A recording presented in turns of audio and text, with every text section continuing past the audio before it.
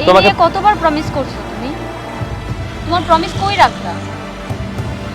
তোমার কথার কোনোই দাম নেই